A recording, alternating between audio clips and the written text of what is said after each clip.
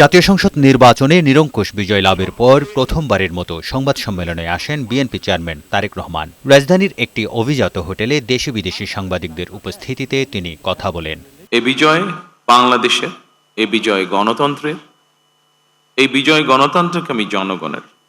আজ থেকে আমরা সবাই স্বাধীন। এ সময় তিনি বলেন, বহু ত্যাগের বিনিময়ে এই বিজয়, আইনের শাসন প্রতিষ্ঠাই প্রধান কাজ বলে মন্তব্য করেন তারেক রহমান। কোন রকমের অন্যায় কিংবা বিয়ানি কর্মকাণ্ড আমরা বরদাস্ত করব না। দলমত, ধর্ম, বর্ণ কিংবা ভিন্ন মত যাই থাকুক, কোনো অজুহাতে অবশ্যই দুর্বলের উপরে সবলের আক্রমণ আমরা মেনে নেব না। ন্যায়প্রণত হবে আদর্শ। আইনের শাসন প্রতিষ্ঠা করা না গেলে আমাদের সকল চেষ্টা ব্যর্থ হয়ে যেতে পারে। আইনের শাসন প্রতিষ্ঠায় সরকারি দল কিংবা বিরোধী দল, অন্য মত কিংবা ভিন্ন মত, প্রতিটি বাংলাদেশী নাগরিকের জন্যই আইন সমান। মত পার্থক্য থাকলেও নির্বাচনে অংশ নেওয়া দলগুলোকে তাদের ভাবনা দেশ গড়ার কাজে লাগানোর আহ্বান জানান তিনি। প্রতিদ্বন্দ্বিতা করতে গিয়ে নির্বাচনের মাঠে হয়তো কোথাও কোথাও নিজেদের মধ্যে ভুল বোঝাবুঝির সৃষ্টি হয়ে থাকতে পারে, তবে এই ধরনের বিরোধ যেন প্রতিশোধ, প্রতিহিংসায় রূপ না নেয়, সে ব্যাপারে সবাইকে সতর্ক থাকার জন্য আমি আন্তরিকভাবে আহ্বান জানাচ্ছি।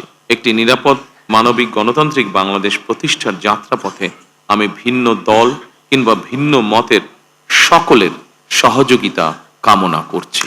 নানা ধরনের উস্কানির মধ্যেও নেতাকর্মীদের শান্ত থাকার আহ্বান জানান বিএনপির শীর্ষ নেতা। নির্বাচনোত্ত বাংলাদেশে যাতে কোথাও কোনো অপ্রীতিকর ঘটনা না ঘটে, এই জন্য শত উস্কানির মুখেও আমি সারা বাংলাদেশে বিএনপির সর্বস্তরের নেতাকর্মীদের শান্ত এবং সতর্ক থাকার আহ্বান জানাচ্ছি।